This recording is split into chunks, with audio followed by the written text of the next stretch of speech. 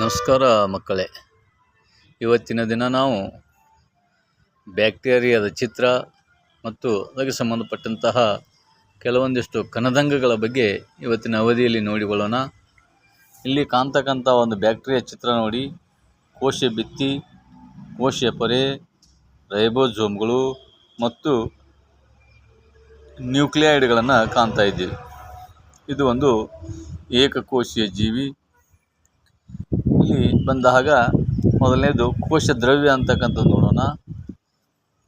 ಜೀವಕೋಶದ ಒಳಗಿರುವ ದ್ರವ ರೂಪದ ವಸ್ತುವನ್ನು ನಾವೇಂತೀವಿ ಕೋಶ ದ್ರವ್ಯ ಅಂತ ಹೇಳ್ತೀವಿ. ಇದಕ್ಕೆ ಇಂಗ್ಲೀಷ್ನಾಗ ಸೈಟೋಪ್ಲಾಸಮ್ ಅಂತ ಹೇಳ್ತಾರೆ. ಇದು ವಿಶಿಷ್ಟ ರಚನೆಗಳಾದ ಕಣದಂಗಗಳನ್ನು ಹೊಂದಿರ್ತದೆ. ಪ್ರತಿಯೊಂದು ಕಣದಂಗವು ಜೀವಕೋಶಕ್ಕಾಗಿ ನಿರ್ದಿಷ್ಟ ಕಾರ್ಯವನ್ನು ನಿರ್ವಹಿಸ್ತದೆ. ಈ ಕಣದಂಗಗಳ ಬಗ್ಗೆ ನೋಡಿದಾಗ ಕೋಶ ದ್ರವ್ಯದಲ್ಲಿ ಕಂಡುಬರುವ ಪೊರೆಯಿಂದ ಆವೃತ್ತವಾದ ಚಿಕ್ಕ ರಚನೆಗಳಿಗೆ ನಾವೇಂತೀವಿ ಕಣದಂಗಗಳು ಅಂತ ಹೇಳ್ತೀವಿ. ಇಲ್ಲಿ ಕೆಲವು ಮುಖ್ಯ ಕಣದಂಗಗಳು ಯಾವ್ಯಾವಪ್ಪ ಅಂದರೆ ಎಂಡೋಪ್ಲಾಸ್ಮಿಕ್ ರೆಟಿಕ್ಯುಲಮ್, ಗಾಲ್ಗಿ ಸಂಕೀರ್ಣ, ಲೈಸೋಸೋಮ್ಗಳು, ಮೈಟೋಕಾಂಡ್ರಿಯಾ, ಪ್ಲಾಸ್ಟಿಡ್ಗಳು ಮತ್ತು ರಸದಾನಿಗಳು. ಈ ಕಣದಂಗಗಳು ಕೋಶದ ಕೆಲವು ನಿರ್ಣಾಯಕ ಕಾರ್ಯಗಳನ್ನು ಕೂಡ ನಿರ್ವಹಿಸುತ್ತವೆ ಅಂತಕ್ಕಂಥದ್ದು ತಮಗೆಲ್ಲ ಗೊತ್ತಿರೋ ವಿಷಯ. ಮೊದಲನೇ ಕಣದಂಗ ಎಂಡೋಪ್ಲಾಸ್ಮಿಕ್ ರೆಟಿಕ್ಯುಲಮ್, ER ಅಂತ ಕೂಡ ಕರಿತೀವಿ ನಾವು. ಎಂಡೋಪ್ಲಾಸ್ಮಿಕ್ ರೆಟಿಕ್ಯುಲಮ್ ಇದು ಪೊರೆ ಸಹಿತ ಕೊಳವೆ ಹಾಗೂ ಹಾಳೆಗಳ ಆಕಾರದ ದೊಡ್ಡ ಜಾಲವಾಗಿರ್ತದೆ. ಈ ಎಂಡೋಪ್ಲಾಸ್ಮಿಕ್ ರೆಟಿಕ್ಯುಲಮ್ಗಳಲ್ಲಿ ಎರಡು ವಿಧ ಇದ್ದಾವೆ. ಒಂದು ಒರಟಾದ ಎಂಡೋಪ್ಲಾಸ್ಮಿಕ್ ರೆಟಿಕ್ಯುಲಮ್ RER ಮತ್ತು ನಯವಾದ ಎಂಡೋಪ್ಲಾಸ್ಮಿಕ್ ರೆಟಿಕ್ಯುಲಮ್ SER ಅಂತ ಹೇಳ್ತೀವಿ. ಒರಟಾದ ಎಂಡೋಪ್ಲಾಸ್ಮಿಕ್ ರೆಟಿಕ್ಯುಲಮ್ನ ಮೇಲೆ ರೈಬೋಸೋಮ್ ಕಣಗಳು ಅಂಟಿಕೊಂಡಿರೋದ್ರಿಂದ ಸೂಕ್ಷ್ಮ ದರ್ಶಕದ ಮೂಲಕ ನೋಡಿದಾಗ ಅವು ಒರಟಾಗಿ ಕಾಣಿಸ್ತವೆ. ರೈಬೋಸೋಮ್ಗಳು ಎಲ್ಲ ಕ್ರಿಯಾಶೀಲ ಜೀವಕೋಶಗಳಲ್ಲಿದ್ದು ಪ್ರೋಟೀನ್ ಉತ್ಪಾದನೆಯ ಸ್ಥಳಗಳಾಗಿವೆ ಅಂತ ಹೇಳ್ಬೋದು. ಈ ಎಂಡೋಪ್ಲಾಸ್ಮಿಕ್ ರೆಟಿಕ್ಯುಲಮ್ನ ಕಾರ್ಯಗಳೇನು ಅಂತ ನೋಡಿದಾಗ ಜೀವಕೋಶದ ಚಟುವಟಿಕೆಗಳಿಗೆ ಅತ್ಯವಶ್ಯಕವಾಗಿ ಬೇಕಾದಂಥ ಕೊಬ್ಬಿನ ಅಥವಾ ಲಿಪಿಡ್ನ ಕಣಗಳನ್ನು ಉತ್ಪಾದಿಸಲು ಸಹಾಯ ಮಾಡ್ತದೆ. ಇನ್ನು ಕೋಶ ದ್ರವ್ಯ ಮತ್ತು ನ್ಯೂಕ್ಲಿಯಸ್ ನಡುವೆ ವಸ್ತುಗಳ ಸಾಗಾಣಿಕೆಗೆ ಸಂಪರ್ಕವನ್ನು ಕಲ್ಪಿಸ್ತದೆ. ಕೋಶ ದ್ರವ್ಯಕ್ಕೆ ಆಧಾರ ಚೌಕಟ್ಟನ್ನು ಒದಗಿಸ್ತದೆ. ಯಕೃತ್ತಿನ ಜೀವಕೋಶದಲ್ಲಿ ಕಂಡುಬರ್ತಕ್ಕಂಥ ನಯವಾದ ಎಂಡೋಪ್ಲಾಸ್ಮಿಕ್ ರೆಟಿಕ್ಯುಲಮ್ ಅನೇಕ ವಿಷವಸ್ತುಗಳನ್ನು ಮತ್ತು ಔಷಧಗಳ ನಂಜನ್ನು ದುರ್ಬಲಗೊಳಿಸ್ತಕ್ಕಂಥ ಕಾರ್ಯವನ್ನು ಮಾಡ್ತದೆ. ಎರಡನೇ ಕಣದಂಗ ಯಾವುದಪ್ಪ ಅಂದರೆ ಗಾಲ್ಗಿ ಸಂಕೀರ್ಣ. ಗಾಲ್ಗಿ ಸಂಕೀರ್ಣದ ಬಗ್ಗೆ ಮೊದಲ ಬಾರಿಗೆ ವಿವರಣೆ ನೀಡತಕ್ಕಂಥ ವಿಜ್ಞಾನಿ ಯಾರಪ್ಪ ಅಂದರೆ ಕ್ಯಾಮಿಲೋ ಗಾಲ್ಗಿ. ಗಾಲ್ಗಿ ಸಂಕೀರ್ಣವು ಪೊರೆಯಿಂದ ಆವೃತವಾದ ಚೀಲಗಳಂತೆ ಇದೆ, ಬನವಿಯಂತೆ ಜೋಡಿಸಲ್ಪಟ್ಟಿದೆ. ಇವುಗಳನ್ನು ನಾವು ಸಿಸ್ಟರ್ನ್ಗಳಂತ ಕೂಡ ಕರಿತೀವಿ. ಈ ಗಾಲ್ಗಿ ಸಂಕೀರ್ಣದ ಕಾರ್ಯಗಳನ್ನು ನೋಡಿದಾಗ ಜೀವಕೋಶದಲ್ಲಿ ಸಂಶ್ಲೇಷಿಸಲ್ಪಟ್ಟಂತಹ ವಸ್ತುಗಳ ಸಂಗ್ರಹಣೆ ಜೊತೆಗೆ ಸುಧಾರಣೆ ಮತ್ತು ಪ್ಯಾಕ್ ಮಾಡುವಿಕೆ ಇದೊಂದು ಪ್ರಮುಖ ಕಾರ್ಯವಾಗಿದೆ. ಕೆಲವೊಂದು ಸಂದರ್ಭಗಳಲ್ಲಿ ಏನಾಗುತ್ತೆ ಅಂದರೆ ಸರಳ ಸಕ್ಕರೆ ಅಣುಗಳಿಂದ ಸಂಕೀರ್ಣ ಸಕ್ಕರೆ ಅಣುಗಳನ್ನು ಉಂಟು ಮಾಡ್ತಕ್ಕಂಥ ಕಾರ್ಯ ಇದೆ. ಗಾಲ್ಗಿ ಸಂಕೀರ್ಣವು ಲೈಸೋಸೋಮ್ಗಳ ನಿರ್ಮಾಣದಲ್ಲಿಯೂ ಕೂಡ ಪ್ರಮುಖ ಪಾತ್ರವನ್ನು ವಹಿಸ್ತದೆ. ನೆಕ್ಸ್ಟ್ ಬರ್ತಕ್ಕಂಥ ಕಣದಂಗ ಲೈಸೋಸೋಮ್ಗಳು. ಲೈಸೋಸೋಮ್ಗಳು ಕೂಡ ಪೊರೆ ಸಹಿತ ಚೀಲದಂತಿರುವ ಕಣದಂಗವಾಗಿದೆ. ಒಳಗೆ ಜೀರ್ಣಕಾರಕ ಕಿಣ್ವಗಳನ್ನು ತುಂಬಿಕೊಂಡಿರ್ತದೆ. ಈ ಕಿಣ್ವಗಳು ಹೊರಟು ಎಂಡೋಪ್ಲಾಸ್ಮಿಕ್ ರೆಟಿಕ್ಯುಲಮ್ನಿಂದ ಉತ್ಪತ್ತಿಯಾಗ್ತವೆ.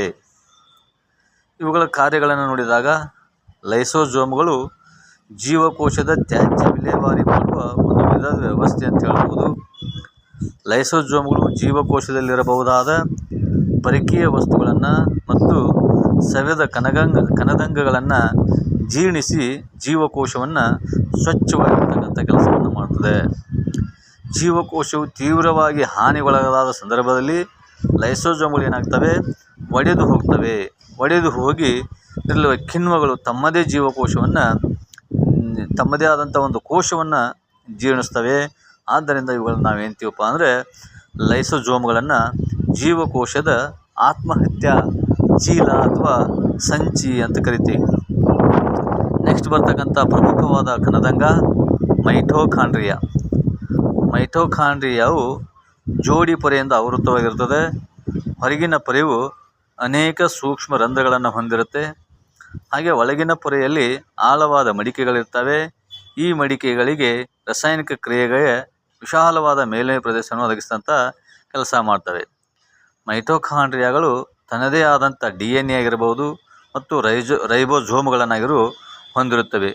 ಹೀಗಾಗಿ ಇವುಗಳನ್ನು ನಾವು ವಿಶಿಷ್ಟ ಕಣದಂಗಗಳು ಅಂತ ಹೇಳ್ತೀವಿ.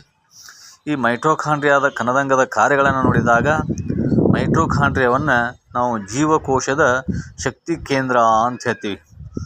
ಜೊತೆಗೆ ಜೀವದ ಉಳಿವಿಕೆಗೆ ಅಗತ್ಯವಾದಂತಹ ಅನೇಕ ರಾಸಾಯನಿಕ ಚಟುವಟಿಕೆಗಳನ್ನು ನಿರ್ವಹಿಸಲು ಅಗತ್ಯವಾದಂತಹ ಶಕ್ತಿಯನ್ನು ಕೂಡ ಮೈಟೋಕಾಂಡ್ರಿಯಾ ಒದಗಿಸೋದ್ರಿಂದ ನಾವು ಇದನ್ನು ATP ಅಂತ ಕೂಡ ಕರಿತೀವಿ. ATP ಅಂದರೆ ಅಡಿನೋಸೈನ್ ಟ್ರೈಫಾಸ್ಫೇಟ್ ಅಂತ ವಿಸ್ತೃತ ರೂಪ. ಇದು ATPಗಳನ್ನು ಬಿಡುಗಡೆ ಮಾಡ್ತಕ್ಕಂಥ ಕೆಲಸ ಮಾಡ್ತದೆ. ATPಯನ್ನು ನಾವು ಜೀವಕೋಶದ ಚಲಾವಣೆಯಲ್ಲಿರುವ ಶಕ್ತಿಯ ನಾಣ್ಯ ಅಂತ ಕರಿತೀವಿ. ಮೈಟೋಕಾಂಡ್ರಿಯಾಗಳು ತಮ್ಮದೇ ಕೆಲವು ಪ್ರೋಟೀನ್ಗಳನ್ನು ಕೂಡ ಸಂಶ್ಲೇಷಿಸಲ್ಪಡುತ್ತವೆ. ಹಾಗಾಗಿ ಇದನ್ನು ಪ್ರೋಟೀನ್ ಕಾರ್ಖಾನೆಯೂ ಕೂಡ ಅಂತಾರೆ. ನೆಕ್ಸ್ಟ್ ಬರ್ತಕ್ಕಂಥದ್ದು ಕಣದಂಗ ಪ್ಲಾಸ್ಟಿಡ್ಗಳು. ಈ ಪ್ಲಾಸ್ಟಿಡ್ಗಳು ಸಸ್ಯ ಜೀವಕೋಶದಲ್ಲಿ ಮಾತ್ರ ಕಂಡುಬರ್ತವೆ. ಪ್ಲಾಸ್ಟಿಡ್ಗಳಲ್ಲೂ ಕೂಡ 2 ವಿಧಗಳಿವೆ. ಒಂದು ಕ್ರೋಮೋಪ್ಲಾಸ್ಟ್ ಅಂದರೆ ಬಣ್ಣದ ಪ್ಲಾಸ್ಟಿಡ್ಗಳು ಅಂತ ಹೇಳ್ತೀವಿ. ಇನ್ನೊಂದು ಲ್ಯೂಕೋಪ್ಲಾಸ್ಟ್ ಅಂದರೆ ಬಿಳಿ ಅಥವಾ ಬಣ್ಣರಹಿತ ಪ್ಲಾಸ್ಟಿಡ್ಗಳು ಅಂತ ಹೇಳ್ತೀವಿ. ಕ್ಲೋರೋಫಿಲ್ಗಳಲ್ಲಿರುವ ಪ್ಲಾಸ್ಟಿಡ್ಗಳನ್ನು ಕ್ಲೋರೋಪ್ಲಾಸ್ಟ್ಗಳಂತಂದರೆ ದ್ವಿತೀಯ ಸಂಶ್ಲೇಷಣಾ ಕ್ರಿಯೆಯಲ್ಲಿ ಕ್ಲೋರೋಪ್ಲಾಸ್ಟ್ನ ಪಾತ್ರ ಪ್ರಮುಖವಾಗಿರ್ತದೆ. ಲ್ಯೂಕೋಪ್ಲಾಸ್ಟ್ಗಳು ಪ್ರಾಥಮಿಕ ಕಣದಂಗಗಳಾಗಿದ್ದು ಅವುಗಳಲ್ಲಿ ಪಿಷ್ಟ ಇರುತ್ತೆ, ತೈಲ ಹನಿ ಇರುತ್ತೆ ಮತ್ತು ಪ್ರೋಟೀನ್ನ ಕಣಗಳು ಕೂಡ ಸಂಗ್ರಹವಾಗಿ ಇರ್ತವೆ. ಈ ಪ್ಲಾಸ್ಟಿಡ್ಗಳು ಕೂಡ ತಮ್ಮದೇ ಆದಂಥ DNA ಮತ್ತು ರೈಬೋಸೋಮ್ಗಳನ್ನು ಹೊಂದಿರುತ್ತವೆ. ನೆಕ್ಸ್ಟ್ ಬರ್ತಕ್ಕಂಥ ಒಂದು ಕಣದಂಗ ರಸದಾನಿಗಳು ಅಂತ. ಈ ರಸದಾನಿಗಳಿಗೆ ನಾವು ವ್ಯಾಕ್ಯೂಲ್ಸ್ ಅಂತ ಹೇಳ್ತೀವಿ. ಇವು ಘನ ಅಥವಾ ದ್ರವ ರೂಪದ ವಸ್ತುಗಳ ಸಂಗ್ರಹಣಾ ಚೀಲಗಳಂತಿವೆ. ಪ್ರಾಣಿ ಜೀವಕೋಶದಲ್ಲಿ ಕಂಡುಬರ್ತಕ್ಕಂಥ ರಸದಾನಿಗಳು ಗಾತ್ರದಲ್ಲಿ ಚಿಕ್ಕದಾಗಿರ್ತವೆ. ಅದೇ ಸಸ್ಯ ಜೀವಕೋಶದಲ್ಲಿ ಕಂಡುಬರ್ತಕ್ಕಂಥ ರಸದಾನಿಗಳು ಅತಿ ದೊಡ್ಡದಾಗಿರ್ತವೆ. ಸಸ್ಯ ಜೀವಕೋಶದ ಕೇಂದ್ರ ಭಾಗದಲ್ಲಿರುವ ರಸದಾನಿಯು ಜೀವಕೋಶದ ಗಾತ್ರದ 50% 90% ಭಾಗವನ್ನು ಆಕ್ರಮಿಸಿಕೊಂಡಿರುತ್ತವೆ. ಸಸ್ಯ ಜೀವಕೋಶ ಜೀವಂತವಾಗಿರಲು ಅಗತ್ಯವಾಗಿ ಬೇಕಾದಂತಹ ಅನೇಕ ವಸ್ತುಗಳು ರಸದಾನಿಗಳಲ್ಲಿ ಸಂಗ್ರಹವಾಗಿರ್ತವೆ. ಅಮೀಬಾದಂಥ ಏಕಕೋಶ ಜೀವಿಗಳಲ್ಲಿ ಆಹಾರ ರಸದಾನಿಯು ಅಮೀಬಾ ಸೇವಿಸುವಂತಹ ಆಹಾರ ವಸ್ತುಗಳನ್ನು ಹೊಂದಿರುತ್ತದೆ. ಇನ್ನು ಕೆಲವು ಏಕಕೋಶ ಜೀವಿಗಳಲ್ಲಿ ಇರುವ ವಿಶೇಷ ರಸದಾನಿಗಳು ನೀರಿನ ಅಧಿಕ ಅಂಶ ಮತ್ತು ವ್ಯರ್ಥ ಪದಾರ್ಥಗಳನ್ನು ಜೀವಕೋಶದಿಂದ ಹೊರಹಾಕುವಂಥ ಕೆಲಸವನ್ನು ಮಾಡ್ತವೆ. ಇನ್ನು ಮುಂದಿನ ಒಂದು ಅವಧಿಯಲ್ಲಿ ನಾವು ಬೇರೆದನ್ನು ತಿಳಿಯೋಣ. ಈಗ ಇಷ್ಟು ನಮಗೆ ಈ ಅವಧಿಗೆ ಸಾಕಾಗುತ್ತೆ. Thank you.